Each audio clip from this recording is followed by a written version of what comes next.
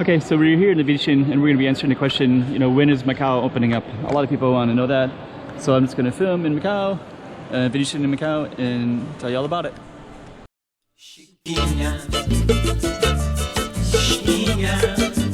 Go check out the room. Okay, I'm the content creator for this channel. If you like what I'm doing, just subscribe and hit the like button. So, okay, I'll get down to information real quick. Basically, there's no foreigners that are allowed to come in or out of Macau. It's the same with Hong Kong and it's the same with China. So all three of these places, no foreigners are going in or out, and that'll be that way for quite a while. They say until a vaccine is out. So that's basically what you need to know. So for anybody who wants to come to Macau and you're from outside of this region, it's just not going to happen. Let me get into some other details.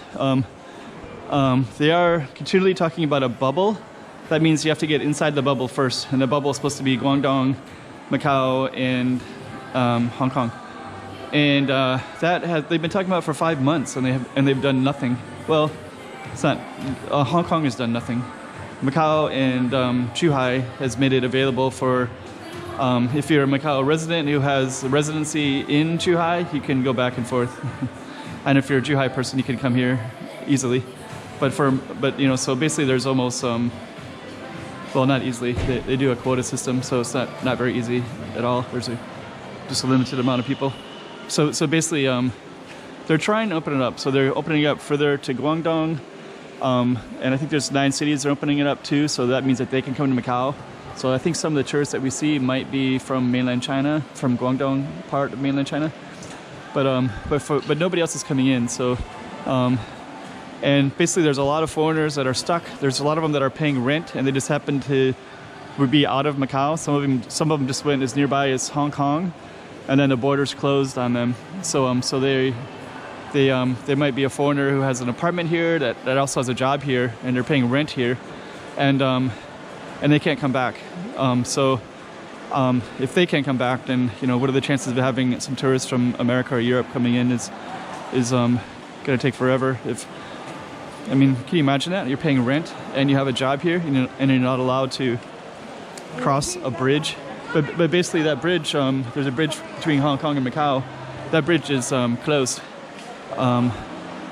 There's some people that are using that bridge for the airport. They just opened it up a few weeks ago. It was closed for a couple months anyways, and I don't know exactly the dates, but it was closed. And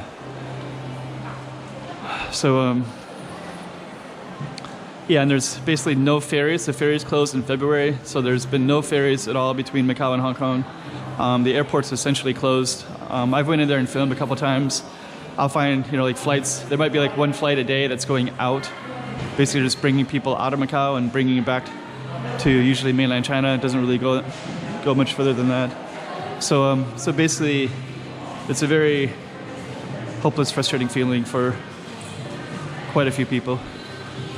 And I think in the United States in particular, there's COVID is awful there, but you guys are kind of moving around quite a bit, it seems. Seems that way anyways. Seems like cases are moving around quite a bit, and people are moving around a lot. But yeah, we're not leaving this city, basically, so just trying to imagine that. So imagine if you're from, let's just say that you're from some college town. Let's say that you're from Ann Arbor, Michigan. So, and let's say that's about the size of Macau. Macau is maybe 8 kilometers by 3 kilometers or something like that. So let's just say that you couldn't leave that town since March. That's basically what is happening here. So I guess in try to give a more concrete example of that, we're doing construction here. So basically it'd be more like you can't leave that town of Ann Arbor, but people from Michigan, being mainland China or Guangdong, China, can come in and visit because they want the tourist money.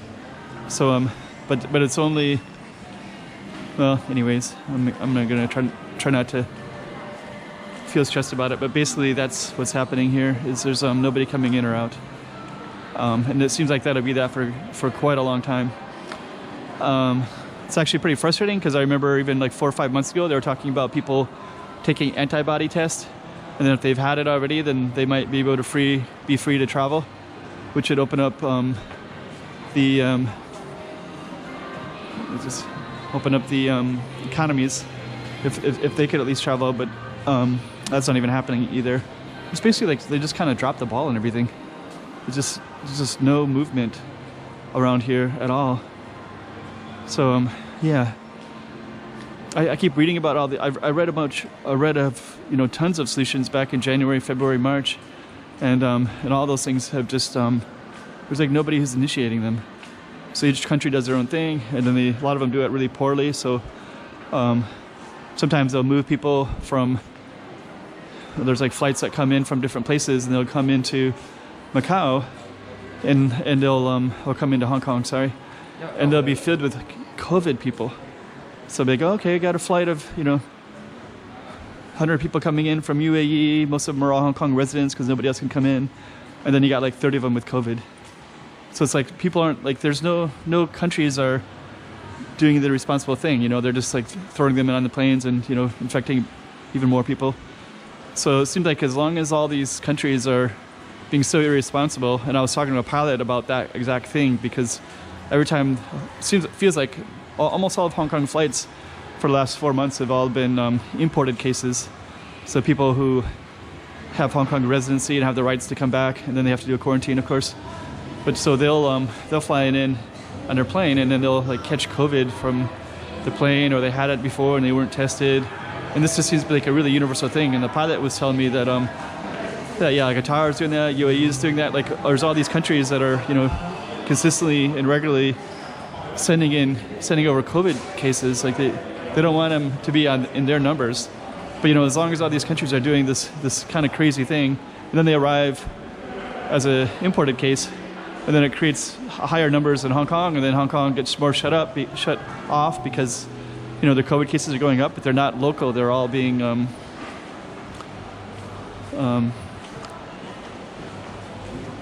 anyways.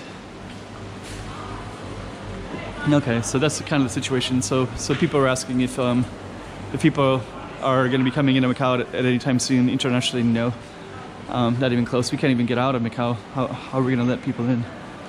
So anyways, it's quite frustrating, as you can imagine. I don't really know what the long-term solutions are for that either. So I can see all kinds of solutions, but nobody's. Anyways. This is Venetian, and I'm going to end it right there. So yeah, basically nobody's coming in or out of Macau unless you're a mainland Chinese person and you live right near the border. That's it.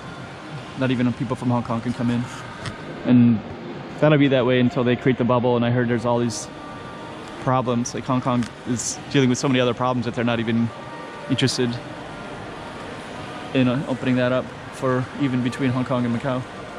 But if it does, and you're in the bubble, then technically you should be able to go back and forth. But that's not even happening, and it's been since March. Okay.